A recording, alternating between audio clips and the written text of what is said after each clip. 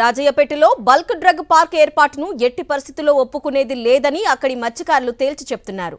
అభిప్రాయాల సేకరణకు వచ్చిన జిల్లా కలెక్టర్ తన చేతుల్లో ఏమీ లేదని కేంద్రానికి పంపుతామని చేతులు దులుపుకున్నారని మత్స్యకారులు మండిపడుతున్నారు. రాజయ్యపేట నుంచి మరింత సమాచారాన్ని మా ప్రతినిధి నాయుడు అందిస్తారు. బల్క్ డ్రగ్ పార్క్ నిర్మాణంపై అనకాపల్లి జిల్లా కలెక్టర్ చేతులెత్తేశారు. ఈ రోజు రాజయ్యపేటలో జరిగిన గ్రామ సభలో ఎటువంటి నిర్ణయం తీసుకోకుండానే ఈ సమావేశం ముగిసింది. మత్స్యకారులంతా కూడా తమ గ్రామంలో బల్క్ డ్రగ్ పార్క్ ఏర్పాటు చేయొద్దని చెప్పి ఏకగ్రీవంగా తీర్మానం చేసినట్లు కలెక్టర్ దృష్టికి తీసుకెళ్లారు. అయితే కలెక్టర్ మాత్రము బల్క్ డ్రగ్ పార్కు ఆపేది తన చేతిలో లేదని, మీ అభిప్రాయాలన్నింటినీ కూడా కేంద్ర ప్రభుత్వానికి పంపిస్తానని చెప్పి కలెక్టర్ చెప్పారు. కలెక్టర్ చేసిన ప్రకటనపై మనతో మాట్లాడడానికి మత్స్యకారులు ఉన్నారు. ఈరోజు జరిగిన సమావేశంలో మీరేం చెప్పారు? కలెక్టర్ గారు మీకు ఏం హామీ ఇచ్చారు? ఈ రోజు ప్రధానంగా ఇక్కడ బల్క్ డ్రగ్ పార్క్ వద్దని చెప్పేసి ముక్తగన్నంతో ప్రజలందరూ కూడా ఒకే మాట చెప్పడం జరిగింది. కానీ ఇక్కడ ఉన్నటువంటి కలెక్టర్ గారు స్పష్టమైనటువంటి హామీని ఇక్కడ ప్రజలకు ఇవ్వలేదు. ఇదంతా కూడా ఈ ఉద్యమాన్ని చేరయ్యే విధంగా తయారు చేస్తా ఉన్నారు. ఈ రోజు బల్క్ డ్రగ్ పార్క్ వచ్చి ప్రాణాలన్నీ కూడా బలైపోతాయని చెప్పేసి చెప్తే, కాదు ఇది బల్క్ డ్రగ్ పార్క్ కాదు, ఇది పార్కు ఏదో జంతర్ మంత్రగా ఆడుకోవడానికి తీగదనుకునేదనే విధంగా ఈ రోజు ఉన్నటువంటి జిల్లా కలెక్టర్ చెప్పడం చాలా హాస్యాస్పదమైన విషయం. ఈ రోజు బల్క్ డ్రగ్ పార్క్ పేరుతో మా ప్రాణాలు తీసేందుకు ప్రభుత్వాలు గూడు కడతా ఉంటే దానికి కలెక్టర్ గారు ఓకే అని చెప్పేసి నిర్ణయం తీసుకోవడం జరుగుతూ ఉంది. కాబట్టి ఒకటే చెప్తా ఉన్నాం, ఈ రోజు బల్క్ డ్రగ్ పార్క్ ఏర్పాటు చేయడం పైన మీరు అధికారులు స్పష్టమైనటువంటి హామీ మత్స్యకారులు ఇవ్వలేదు. దీని యొక్క పరిణామాలు ఏ మాదిరి ఉంటాయో మీ భవిష్యత్తులో చూపిస్తామని చెప్పేసి మత్స్యకారులు ఈ సందర్భంగా తెలియజేస్తా ఉన్నాం. చెప్పండి, ఇక్కడ బల్క్ డ్రగ్ పార్క్ ఏర్పాటు వల్ల మీ ఎలాంటి నష్టం జరుగుతుంది? ముఖ్యంగా మహిళలకు ఎలాంటి ఇబ్బందులు ఉన్నాయి? మహిళలకి ఆల్రెడీ గర్భాశయం బాగాలేదు, కిడ్నీలు బాగాలేవు, తర్వాత ఈ క్యాన్సర్ అంది బాగాలేదు. జిల్లా కలెక్టర్కి మేము ఆల్రెడీ చెప్పాం మేడం, మా పర్సనల్ ప్రాబ్లం కూడా మీకు చెప్పాము మేడం. మా గర్భాశయాలు బాగలేవు, మా పిల్లలు కూడా పుట్టే అవకాశాలు లేవు. నెక్స్ట్ జనరేషన్ అలా చేయకండి, మీ యొక్క చేతుల్లో మా భవిష్యత్తు ఉంది. మీరు మా మాట, మా ఆవేదన మీకు అర్థం అవుతే ఇది ఆఫ్ చేస్తారని నమ్మకంతో మేము మాట్లాడుతాం చెప్పాం. సో జిల్లా కలెక్టరే ఆమె చేతిలో లేదన్నప్పుడు ఇంకా మేము ఏ కలెక్టర్కి చెప్పాలి? ఏ కలెక్టర్ చేతిలో ఇది ఉంటుంది? సో అతను పేరు నరేంద్ర మోడీ చెప్పాలంటే చెప్పండి, అతను పిలిపించి చెప్తాం. లేదంటే ఇంకెవరు చెప్పాలో మీరు చెప్పండి. ఇక జిల్లా కలెక్టర్ ఇలా చెప్తేనే మేము ఎవరు చెప్పాలి? ఏమనుకున్నారు? ఈ రోజు కలెక్టర్ గారు సమావేశం పెడితే మీ సమస్య పరిష్కారం అవుతుంది అనుకున్నారా?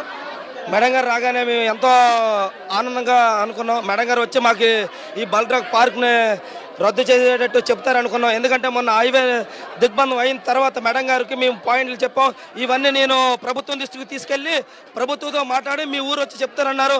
అదేవిధంగా బల్క్ డ్రగ్ పార్క్ రద్దు చెప్తారని మేము ఎంతో ఆశపడ్డాం. మేడం గారు ఇప్పుడు మేడం గారితో మా బాధలన్నీ వినిపించుకుంటే మేడం గారు మొత్తం 1270 ఎకరాల భూము 1270 ఎకరాల భూము తీసుకోవడానికి నోటిఫికేషన్ ఇస్తే అందులో 454 ఎకరాలకు మాత్రమే ల్యాండ్ గవర్నమెంట్ దగ్గర ఉంది.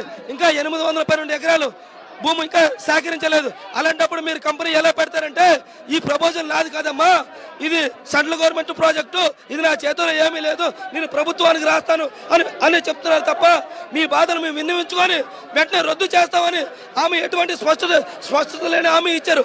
ఇలాగే జరిగితే ఈ ఉద్యమాన్ని మరింత ఉద్రేకం చేసి తీవ్రమైన స్థాయికైనా మేము వెళ్తామని చెప్తున్నాం సార్.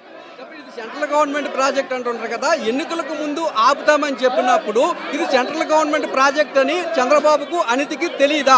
తెలియకంటే ఎవరు ఏ తప్పు చేయరు, అన్ని సర్వం తెలిసి కూడా ఏమి తెలియనట్టుగా నెట్టింటారు వాళ్ళు.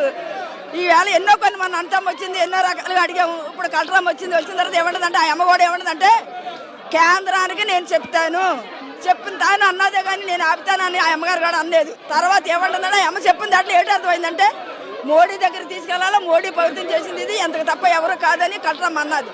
అయితే మోడీకి నేను ఒకటే చెప్పాను కలెక్టర్కి, అమ్మ మత్స్యకారులు బతకడం ఇష్టం లేకపోతే గవర్నమెంట్కి కేంద్రానికి డబ్బే కావాలనుకుంటే మత్స్యకారులందరినీ పెట్రోల్లో ఏదో చేసి సమాధి చేసేసి చంపేసి డబ్బు పట్టించుకోమని చెప్పమ్మని ఒక మాట చెప్పాను. మా రత్నాల్లో రాజీపేట అయిపోయింది ఇప్పటికే. కానీ వాళ్ళకి డబ్బే కావాలనుకుంటే మా మత్స్యకారులు 50,000 మంది జనాన్ని చంపారు. చంపాలా, వాళ్ళు ఫ్యాక్టరీలు కట్టుకోవాలా, డబ్బు సంపాదించుకోవాలి. ఇంతకంటే మూరికి ఎవరు నేరంటే ఈ ఫ్యాక్టరీ తప్ప ఎవరు నేరు కాదు.